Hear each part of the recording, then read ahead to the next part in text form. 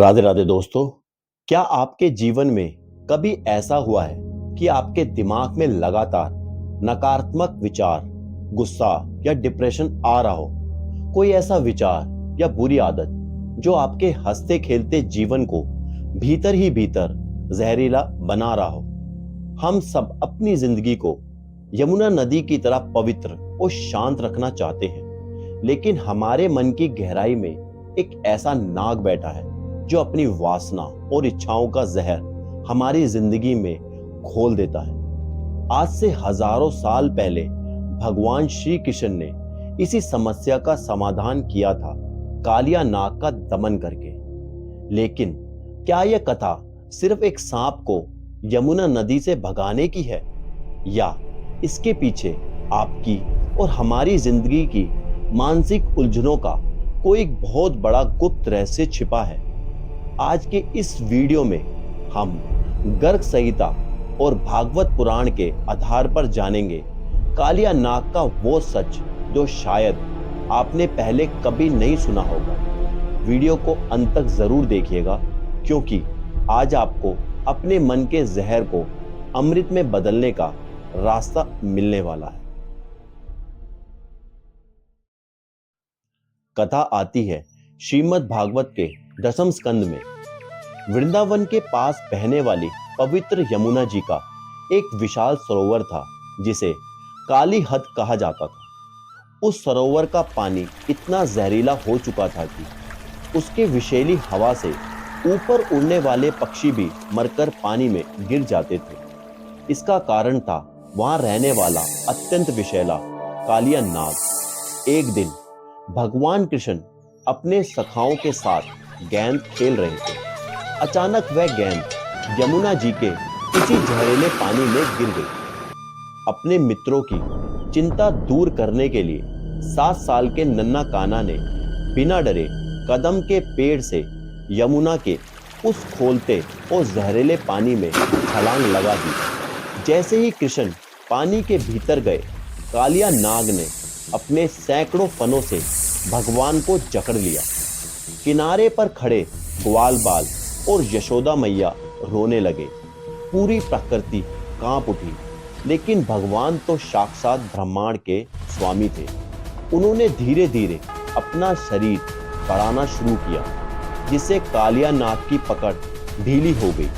इसके बाद प्रभु कृष्ण कालिया नाग के विशाल फनों पर कूद गए और उन्हें अत्यंत तांडव नृत्य शुरू कर दिया। भगवान के चरणों के प्रहार से कालिया नाग के फन कुचलने लगे। उसका अहंकार टूटने लगा और उसके मुंह से खून के साथ साथ सारा जहर बाहर निकल आया। जब कालिया की पत्नियों ने भगवान से प्रार्थना की, तब प्रभु ने उसे जीवन दान दिया और उसे हमेशा के लिए रमणक द्वीप पर जाने का आदेश दे दिया। मित्रों, यह कथा तो हम सब जानते हैं, लेकिन अब बात करते हैं उन रहस्यों की जो आमतौर पर कथाओं में नहीं बताए जाते। कालिया नाग यमुना में ही क्यों छुपा था? कालिया नाग पहले समुद्र में रहता था, लेकिन गरुड़ जी के डर से वह भागकर यमुना जी में आकर छुप गया, क्योंकि यमुना जी के उस विशेष स्थान पर सोभृश ऋषि का श्राप था कि यदि गरुड़ वहां आएंगे तो उनके प्राण चले जाएंगे। कालिया जानता था कि पूरी सृष्टि में यही एक जगह है जहां गरुड़ उसका कुछ नहीं बिगाड़ सकता, यानी बुराई हमेशा पवित्रता की ओट में छुपने की कोशिश करती है। कालिया नाग ने भगवान से जीवन दान मांगा, तो उसने कहा, प्रभु, अब मैं जहां भी जाऊंगा गरुड़ मुझे मार डालेगा। तब कृष्ण जी ने कहा, अब तुम्हारे फन पर मेरे चरणों के चिन्ह अंकित हो चुके हैं। इन चरणों के निशान को देखकर स्वयं गरुड़ भी तुम्हें कभी नुकसान नहीं पहुंचाएगा। इसका अर्थ यह है कि जिस पर ईश्वर की कृपा हो जाए, काल भी उसका कुछ नहीं बिगाड़ सकता। अब आते हैं सबसे जरूरी बात पर कि इस कथा का हमारे आज के जीवन से क्या संबंध है। अध्यात्म में कालिया नाग कोई बाहर का सांप नहीं है। ये कालिया नाग हमारे भीतर बैठा हमारे मन और हमारे अनियंत्रित इंद्रियां हैं। कालिया के 100 फन क्या है, ये हमारे दिमाग में रोज आने वाले सैकड़ों इच्छाएं, वासनाएं, गुस्सा और नकारात्मक विचार है। यमुना का जहरीला पानी क्या है? जब हमारे विचार जहरीले हो जाते हैं तो हमारा पूरा परिवार और जीवन अशांत और डिप्रेशन के जहर से भर जाता है। भगवान का कालिया के फन पर नाचना हमें सिखाता है कि इच्छाओं को मारना नहीं है, बल्कि उन्हें कंट्रोल करना है।